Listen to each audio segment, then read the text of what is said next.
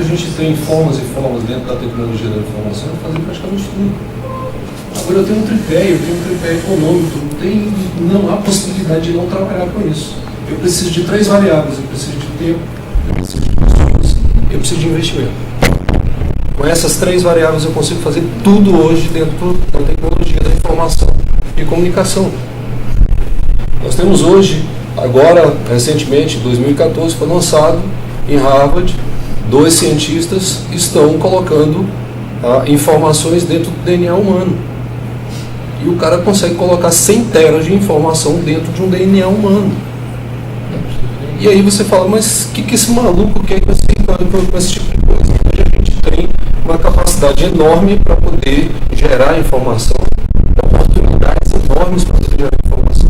E a gente acaba se debatendo ou debatendo coisas que no final das contas a gente deveria estar numa oportunidade, num ambiente de oportunidade olhando para frente, e a gente acaba debatendo coisas que já estão aí e que a gente não tem a responsabilidade para poder tratar sobre coisas assim.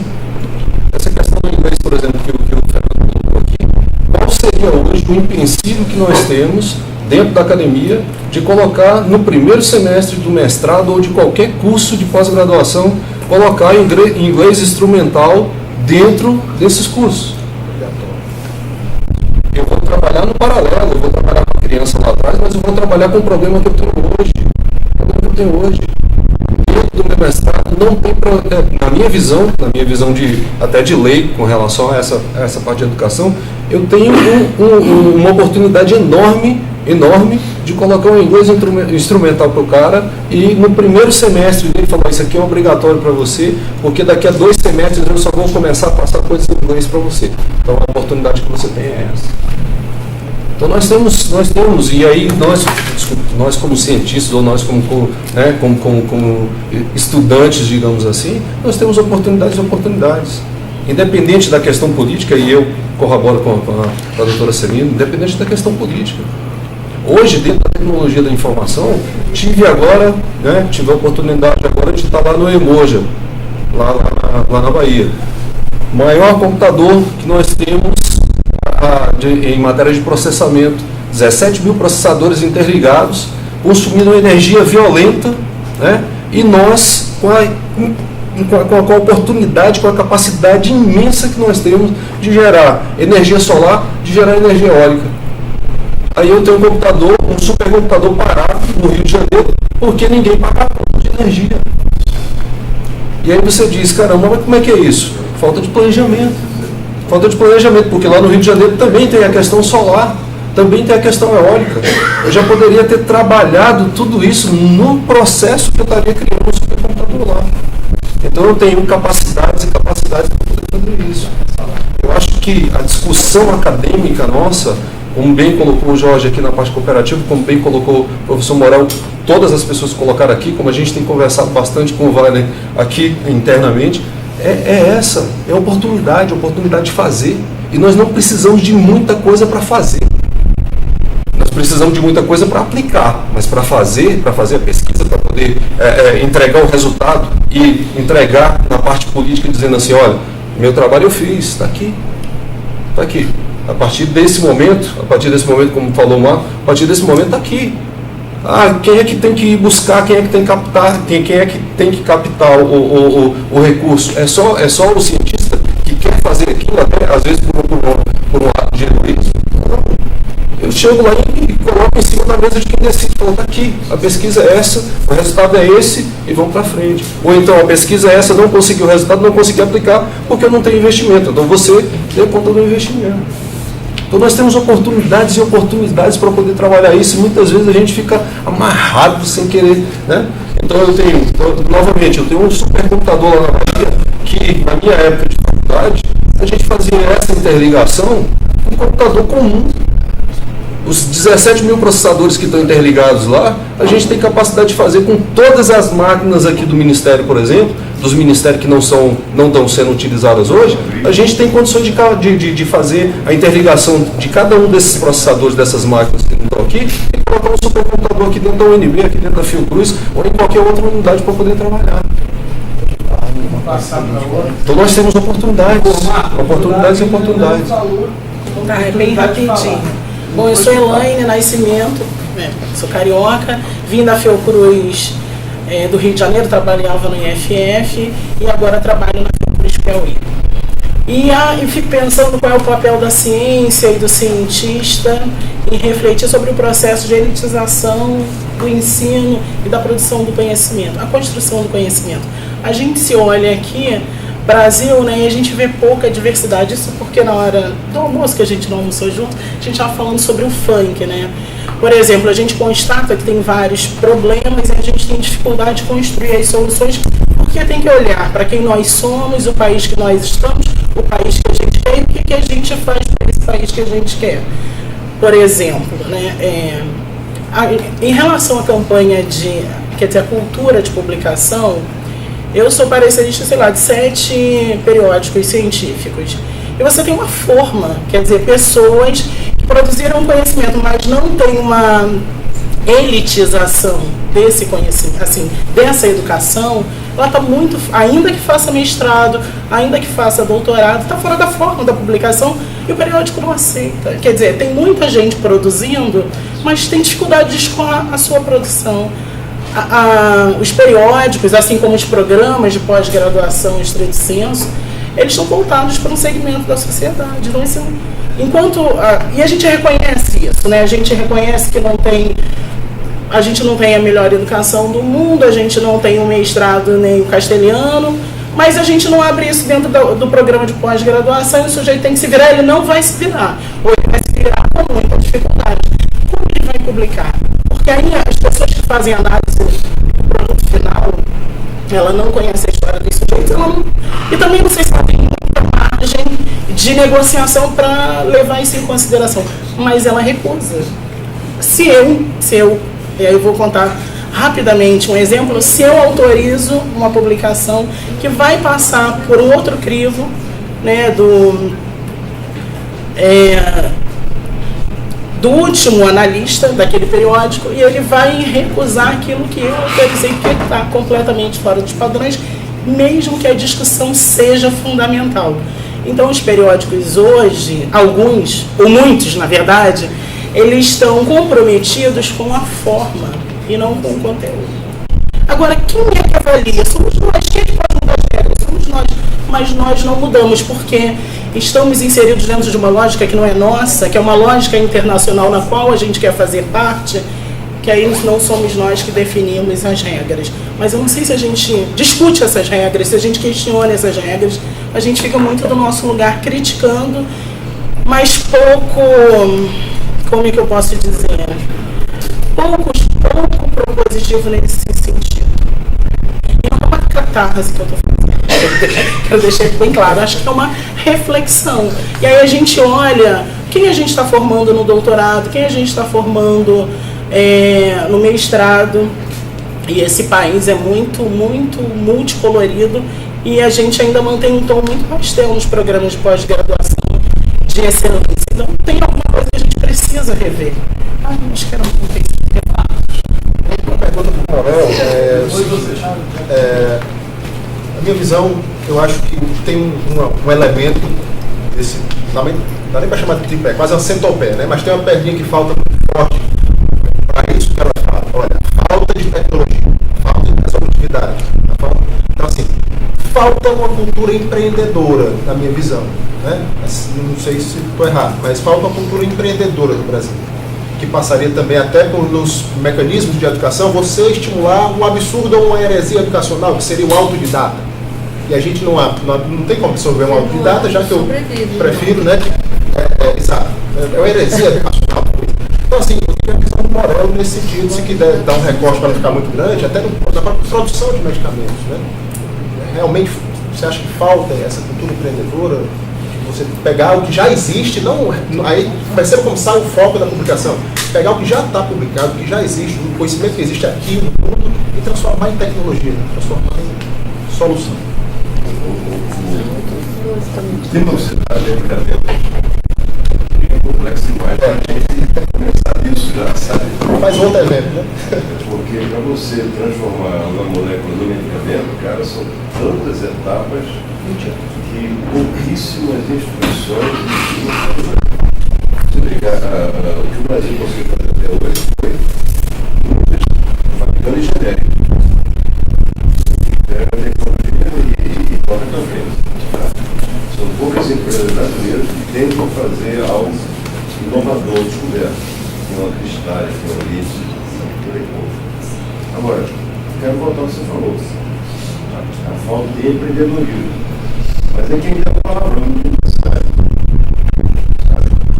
Para empreendedorismo significa ser capitalista, sabe? E a gente tem que ter um programa na cabeça.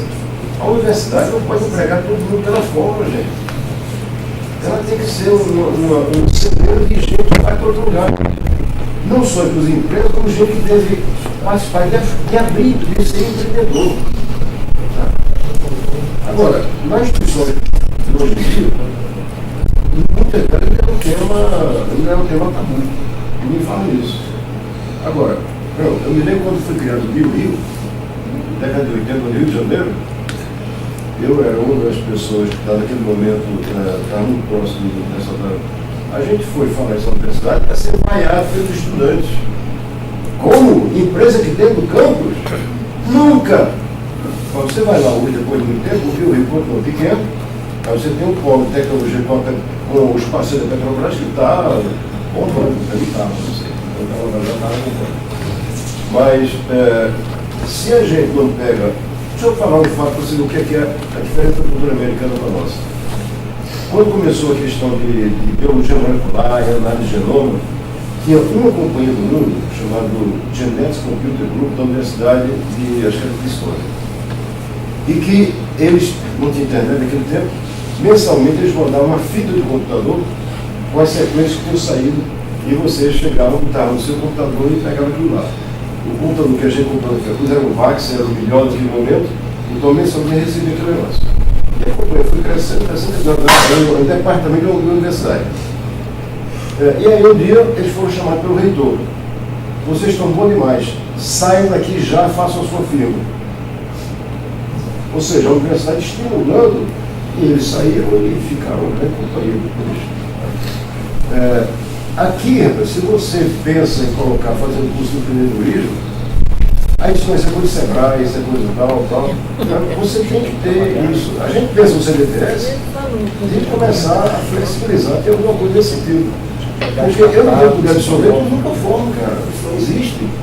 E você tem que ter uma responsabilidade de trabalhar para o país, de trabalhar para a instituição só. Agora, empreendedorismo ainda é uma palavra meio mal vista, digamos assim.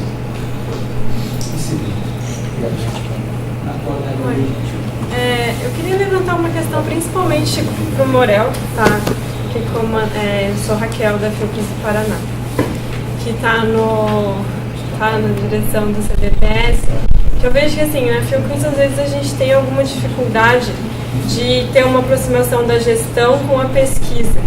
Então, às vezes, o analista tem dificuldade de aproximação do pesquisador. Às vezes, o pesquisador se vê na necessidade de se especializar na área de gestão, porque muitas vezes não enxerga o analista como um parceiro dele. E eu queria saber se, assim, às vezes eu sinto essa necessidade de aproximação dos pesquisadores. Eu queria saber se existe um caminho mais fácil disso acontecer. Eu acho que a Fiocruz já está caminhando para isso, assim, de uns tempos para cá tem vindo mais analistas nos concursos, mas ainda a gente ainda tem essa dificuldade, né? Não sei se isso é uma visão só minha ou se realmente... Nós está bom. Nós está bom. A Fiocruz realmente tem aberto vagas para a parte de gestão. Às vezes isso encaminha bem e resolve o problema, outras vezes você aumenta a dicotomia. Pensando assim, mas são todos tratando de gestor? Onde é possível? A gente tem tão difícil pesquisar. Não tem área fim, né? Isso é muito comum isso. Né? E aí você tem, às vezes, a geração nova que está entrando é uma geração com um pensamento muito diferente da geração já está na Fiocruz há muito tempo. Você tem um hiato cultural também, um hiato cultural complicado. Mas a Fiocruz também, apesar de estar anos-luz à frente da maioria das universidades, não está ainda no ponto igual, não está em velocidade de cruzeiro. A gente tem discutido muito lá, em particular nos congressos internos na presidência, como é que a gente monta um sistema Fiocruz de inovação. Sabe? Porque para ter um sistema estruturado, orgânico de inovação, você tem que ter exatamente fluido essa comunicação de gestor com pesquisador, tudo. Às vezes há um erro grande, é você querer transformar o pesquisador no gestor. Sabe? Ele está lá para isso, a não ser que ele vire o dirigente. A gente está agora com uma pessoa que ficou o vice-chefe, aí quem está encaminhando para ser chefe, e uma das condições que eu colocou, você tem que fazer um MBA. Tá? Porque você vai partir para o nível que você tem que ter gestor. Tá? Agora, eu acho que há iniciativas nisso.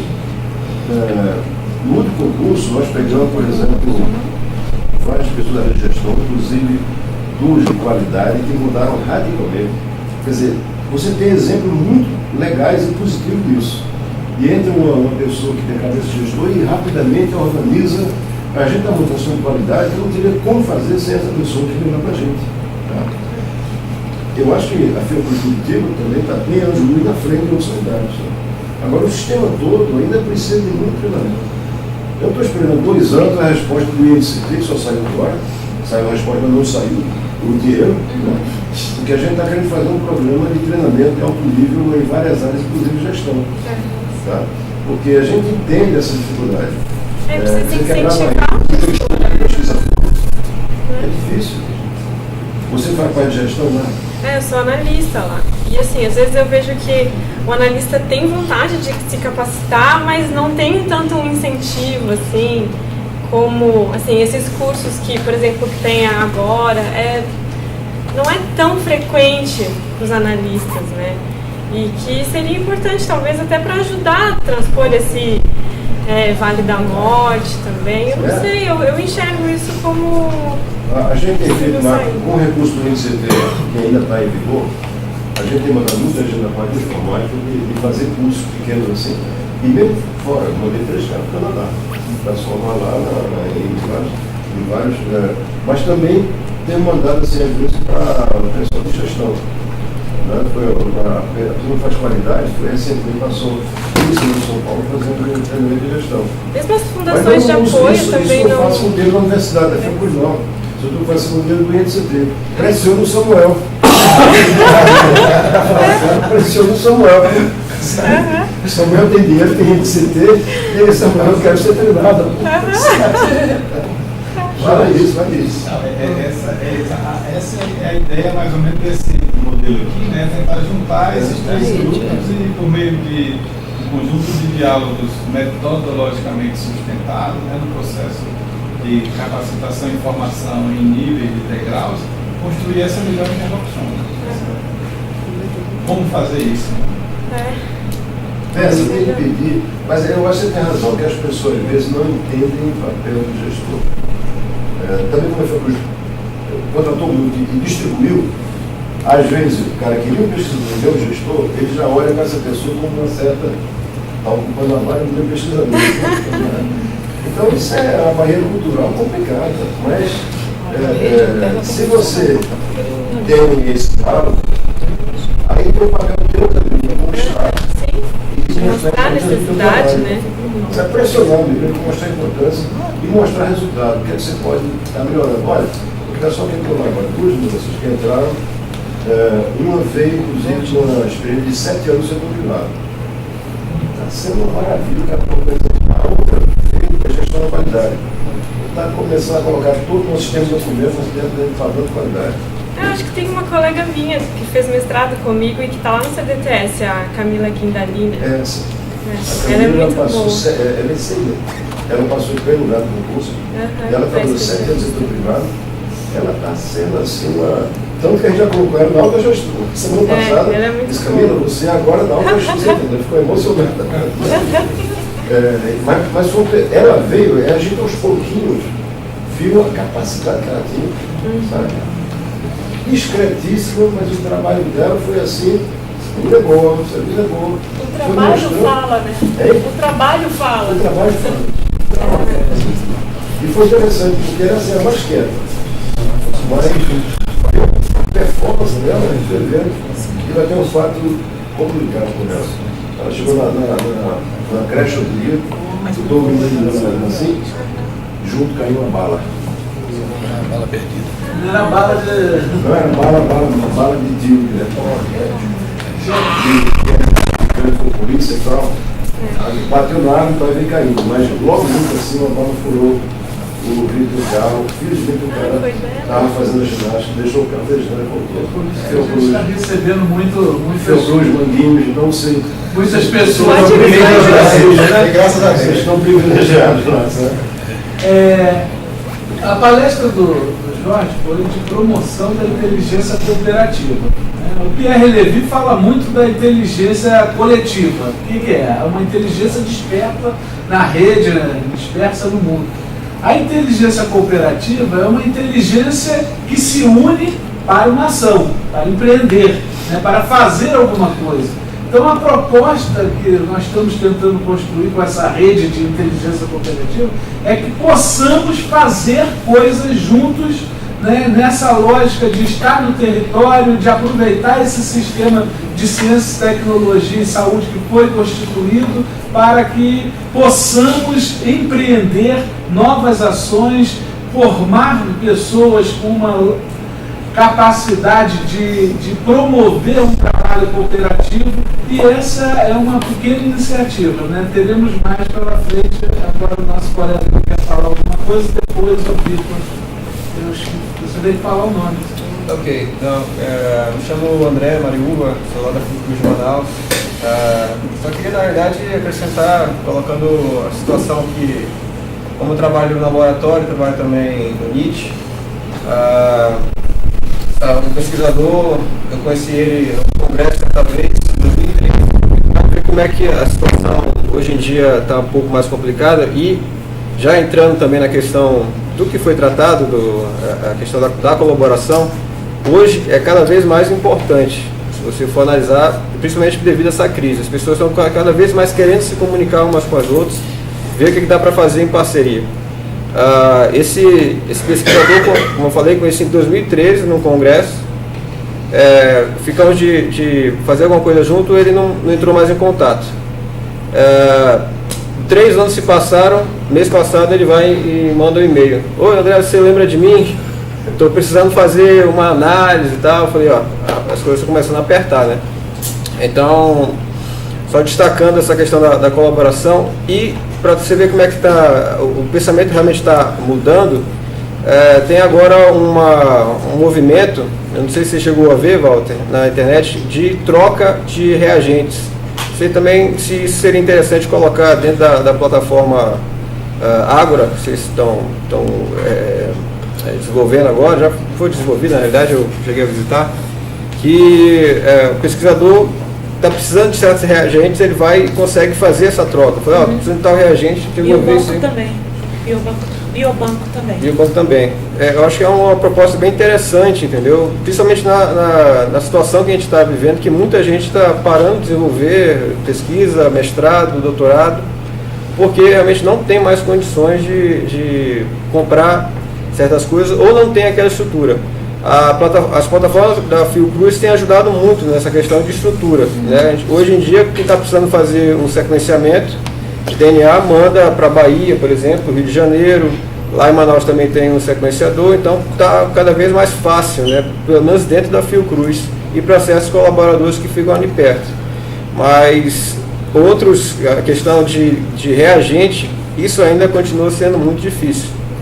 Quanto à parte de empreendedorismo, eu concordo com o professor. Realmente é difícil imaginar você ver o nascimento de uma indústria que trabalhe com medicamentos dentro da universidade hoje em dia. Mas não é complicado você imaginar uma empresa que vá produzir uma certa enzima destinada a uma dada reação que é difundida no meio da rotina laboratorial. ou você imaginar a produção de uma molécula, um anticorpo para um determinado kit. Isso não é tão complicado de imaginar, certo? Então, essa questão do empreendedorismo, pela minha vivência junto com os estudantes, está mudando. Eles estão cada vez mais pensando em como transformar realmente um produto, né, que eles desenvolveram no laboratório numa coisa que dê para ser vendida. Bem, acho que era basicamente isso que eu tinha para... A FAPESP, pela primeira vez agora, fez a edital para criar startup. É verdade. Né? Então isso pode ser uma mudança interessante. Muitas pessoas aqui falaram da plataforma Ágora. Não sei se todo mundo já tomou conhecimento, além daquilo que eu falei rapidamente aqui no início eu dei a oportunidade de falar disso. Mas você falou de uma colaboração. 3 anos depois de conhecer uma pessoa, surge uma colaboração. Nós queremos transformar essas colaborações pontual numa cooperação, que é algo mais permanente, onde podemos trocar nossos recursos, compartilhar nossos recursos. E já convido vocês, então, a entrarem na plataforma Ágora, formar a rede de inteligência cooperativa, onde uma metáfora aqui de alguém que viveu muitos anos no Rio de Janeiro, né? Um buraco na areia da praia, com uns brinquedinhos, aquelas pazinhas, logo aparece uma criança para brincar. Daqui a pouco tem 3, 4, 5, tem um monte de criança e tem um castelo de areia. A plataforma Ágora é isso, é um início, né, aonde podemos nos encontrar com alguns brinquedinhos ainda, e você vai me dizer como é que eu vou colocar um instrumento lá que possa facilitar a troca de reagentes. Então é um processo que vai ser construído coletivamente por todos aqueles que forem usando. Então, nós podemos voluntariamente se cadastrar, todos da... O Ricardo vai dizer, o Fernando aqui vai dizer qual é o caminho certo, mas é possível. Vitor, para a gente poder encerrar, porque agora eu acho que já está... Na verdade, eu queria levantar um pouco da bandeira da TI. Colega de aprendiz da TI, e eu me considero até uma pessoa privilegiada por ser de TI, na verdade, ser reconhecido, ter meu trabalho reconhecido. Até como o professor Morel falou, nós de TI que nos preparamos, entrando na Fiocruz, às vezes o cara vai ser direcionado para instalar uma impressora, fazer suporte ao usuário, e eu me considero privilegiado por ter sido pai do ar, trabalho com o Sabino desenvolvendo aquele projeto que o Wagner está envolvido, que vai gerar tomada de decisão. Enfim, nós temos toda essa visão e, por engano, fiz essa expressão, por engano, o profissional de TI e perde todo o seu valor. Então isso aí eu vou até associar com uma teoria da conspiração, que eu também gosto muito de teorias da conspiração, da época do Glenn Miller. Muitos podem não conhecer aqui o Glenn Miller, que era um antigo major da Força Aérea Norte-Americana, que tinha uma banda, e do nada o avião que ele viajava foi bombardeado por engano e ele morreu. E anos mais tarde, muitas pessoas não sabiam o que tinha acontecido com ele, e na verdade foi um bombardeiro alemão, Lancaster, voltando de uma missão abortada, que disparou as bombas por engano, recebeu um aviso, dispare as bombas, e uma dessas bombas, por engano, acertou o avião do Glenn Miller e levou ele à morte. Acontece isso na Fiocruz e o professor Morel nos privilegia, incentivando os profissionais de TI a estudarem, a serem gestores, enfim, é uma coisa fenomenal, né, que a gente não vê sempre. Somente isso. Mas às vezes é chato de não há muito uma verba de instrução para isso. Eu tenho usado as INCTs. Porque sempre uma fila de prioridade da instituição e realmente tem muita demanda, né? Então, ontem mesmo a Cláudia Chamas, que ia vir aqui a Brasília, pediu do INCT. Eu disse, mas tenta primeiro aí, ver quando a Fiocruz, se não sai a passagem. O INCT está com a verba no finzinho já. Mas isso não tem jeito. Só uma última coisa a respeito do Ágora mesmo, né? Eu acho que uma das coisas interessantes, né, do Ágora ser uma plataforma para, a princípio, abrigar redes, embora ela tenha uma abertura, tentei falar que não só a abertura de acesso aberto de qualquer um poder entrar, mas essa abertura generosa de pensar uma ciência aberta, é justamente tentar povoar, não apenas com as participações voluntárias, né, com as entradas de cada um, com a sua vontade, com os seus desejos, com as suas competências, mas uma estratégia que a gente está começando a pensar, que é justamente atrair associações, né, já de muitos indivíduos, ou seja, povoar essa rede com redes, né, que já estão em place. Então, essa é uma possibilidade nova, não é uma coisa trivial no Brasil, não se faz isso assim, né? Pelo menos eu não tenho notícia de a gente pensar uma plataforma que trabalha também agregando direto redes, ou seja, uma rede de redes que seja aberta também para indivíduos. Então, esse eu acho que é um diferencial de povoamento, né, dessa rede, e que tem um potencial de tornar visíveis esse tipo de demandas por atacado, ou seja, o potencial de uma plataforma como essa é diferente de um potencial comum, né, de mídia social comum, vai muito além. Não sei se eu me fiz entender, mas é porque cada rede dessa que entra e atrás de si traz os seus indivíduos, seus associados, ela vem com uma mecânica própria, ela vem com uma economia interna de relacionamentos e de demandas que rapidamente pode ser incorporada. E isso gera um tráfego, isso torna uma plataforma dessa viva muito rapidamente, né? Bem, como foi dito, essa atividade no escopo do projeto Leishmaniose. E não é à toa que ele está no componente de gestão e governança do projeto. Então, nós estamos trazendo vocês aqui para que nós possamos ter gente envolvida no processo de gestão dessa rede de pesquisadores que vão desenvolver o programa de pesquisa translacional em leishmaniose. O Ágora é uma plataforma com um objetivo, ela não é uma simples rede social, ela tem o objetivo de ser uma plataforma para apoiar a gestão de rede de pesquisa.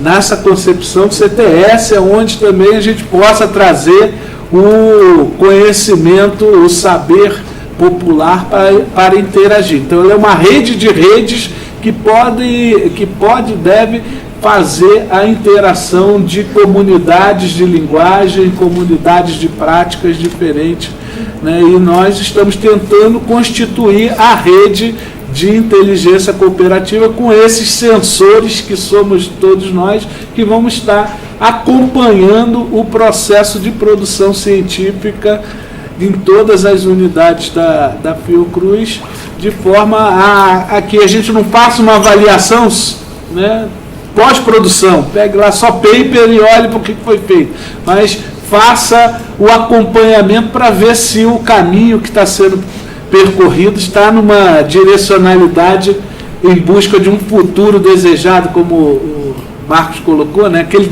futuro que foi compartilhado, que é ter uma solução, no caso aqui da leishmaniose, uma solução para os doentes que estão hoje sofrendo de um tratamento bastante arcaico e que precisa de uma solução rápida. Sensores com S, né? No sentido de estar capturando informações para que a gente possa fazer com que a ação aconteça, né? Empreender de uma forma cooperativa, né? Compartilhando nosso conhecimento. Bem, eu vou pedir então as considerações finais aqui dos professores para a gente poder encerrar. Primeiro foi excelente. Tinha me dito que ia ter uma mesa redonda, agora não imaginava o que ia ter, né? Então, primeiro foi ótimo ter conhecido aí o Jorge e ter tido a oportunidade de ver a palestra dele. E depois de ver tantos colegas aqui, né, da Fiocruz ou não, mas discutindo um tema que eu acho que a Fiocruz Brasília está fazendo um trabalho sensacional em áreas carentes, né? O Wagner, o Ricardo. Uma coisa que a gente tem que fazer com cuidado é escolher doutorando. sabe? O pós-doutor. Porque tem que ser cara que contribua para a gente aprender, não para a gente ensinar, sabe? Então, o Ricardo está sendo muito bom, que estou aprendendo um bocado com ele. Mas, enfim, então eu acho que esse ciclo aqui de debate estrutural, eu não tinha ideia de como estava avançado aqui em Brasília. Então eu acho que é uma iniciativa excelente. E a gente está num momento complicado. Eu acho que é nesse momento complicado que a inteligência tem que mostrar que veio, né? E lutar. A gente é de uma época, né, que trabalhamos aqui, você nem se lembra, mas a gente trabalhou com o reitor Azevedo. E o reitor Azevedo não era flor que se cheire, né? Ele foi praticamente comandou a invasão da universidade. Então, mesmo com ele, a gente conseguiu criar várias coisas. Então, mesmo em condições adversas, a gente tem que encontrar os caminhos. E muitos caminhos, a receita está na aula dele, né? Como é que a gente pode usar os mecanismos atuais, que são muito mais poderosos do que a gente tinha. Como o Isaac falou, eu pedia reprint 2, 3 por dia e cheguei a ter em casa estante cheio de separado de trabalho vindo pelo correio, né? Eu escrevia cartas com papel carbono. Tem uma colaboração com a Universidade da Califórnia, escrevia a carta, papel carbono, estava no correio, depois de 15 dias chegava a resposta, excepcionalmente eu telefonava, porque era caríssimo. Mas não tinha internet, não tinha nada, né? Então, hoje em dia a gente tem uma facilidade que não tinha, então você pode almejar muito, muito mais. E muita da capacidade que a Fiocruz tem hoje em dia, e aí eu tenho que dizer, eu ia muito à Califórnia e eu vi o nascimento da Bitnet, da internet. O primeiro IBM PC que o chefe comprou, fui lá com ele, a gente trouxe junto, e eu disse, puxa, mas esses caras estão avançados, como é que eu faço isso no Brasil, né? Quando virei presidente, paguei 16 quilômetros de fibra ótica lá para a gente ter essa ferramenta. Então a gente tem ferramentas hoje, coloca a gente em pé de igualdade com qualquer outro. Então é usar isso, é usar essa abordagem, usar a abordagem de rede, porque a gente pode fazer muito mais do que a gente fazia antigamente. A gente tem os instrumentos para isso, tá? Então parabéns aí ao Wagner, ao pessoal todo. Bom, foi uma oportunidade ótima de ter a companhia do Morel, mas eu queria destacar um ponto, né? Voltando a diferença, a modificação, a transformação cultural, né? Que eu resumiria individualismo versus coletivo. E eu percebi que, porque nós fomos formatados, né, pela educação, pela mídia, né, para ser individualista, né? E eu vi em várias intervenções que muita gente escapou disso aí. E agora, nós precisamos romper no sistema de formação da personalidade, e que eu acho que deve ser a partir da primeira infância, de incutir a responsabilidade social. Você entendeu? No sistema, no futuro curso de cooperação, que está formatado na pós-graduação, lato sensu e depois stricto sensu, se a gente analisar o status quo, os nossos futuros doutores, eles podem ter melhorado sob o ponto de vista técnico, etc., mas não se tem nenhum instrumento durante a pós-graduação e nos estágios pré-pós-graduação, isso é na graduação ou no ensino básico, alguma coisa que estimule a responsabilidade social. Quer dizer, e isso é fundamental que a gente tenha. E temos que promover, consolidar certos valores e virtudes, né? Quer dizer, nós temos que incutir no profissional, qualquer que seja a área, a ética, a solidariedade, a tolerância, esse negócio. Não que eu esteja pregando aqui uma disciplina de tolerância ou de ética, mas permear nas atividades a promoção e a consolidação desses valores. Senão, a gente não vai ter pode ter alguns avanços, mas não aquilo que todos nós almejamos. Era isso, Wagner, que eu queria falar no final. Bom, eu agradeço muito a oportunidade de conhecê-lo e estar com meu amigo Isaac, Celina, Wagner e vocês, né? Eu tenho refletido muito sobre essas questões e eu acho que